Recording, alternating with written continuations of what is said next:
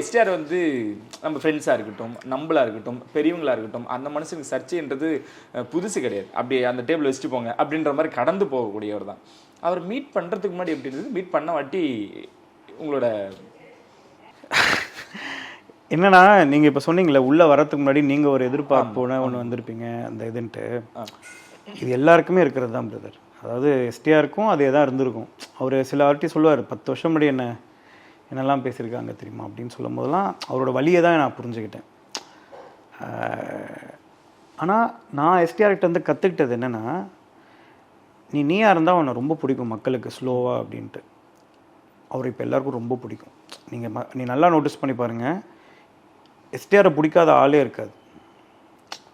அவரை பற்றி என்ன கம்ப்ளைண்ட் அது இது முன்னே இருந்தாலும் வந்து நின்னார் இல்லை, உடம்பெல்லாம் குறைச்சிட்டு ஸ்டைலாக. ப்ரோ, ஒரு மனுஷன் வெயிட்டை குறைக்கிறத விட பெரிய டிசிப்ளின் எதுவுமே இல்லை. அதை வெயிட்டை குறைச்சிட்டு ஒரு 3 வருஷம் 2 வருஷமாக இப்போ மெயின்டைன் பண்ணுறாருல்ல, that will show your discipline. ஏன்னா வெயிட்டை குறைக்கிறது தான் உலகத்துலேயே ரொம்ப கஷ்டமான விஷயம். என்கிட்ட கேளுங்க, நான் சொல்கிறேன் 3 கிலோ குறைக்கிறதுக்கு எவ்வளோ கஷ்டப்பட்டுருக்கேன். ஆனால் ஒரு டைம் குறைச்சிருக்கேன். ஸோ அவர் டிசிப்ளின் மேன் இப்போது. ஸோ நான் இப்போ எனக்கு பார்க்கும் போது அதை எஸ்டிஆர் கிட்ட கற்றுக்கிட்டது தான்.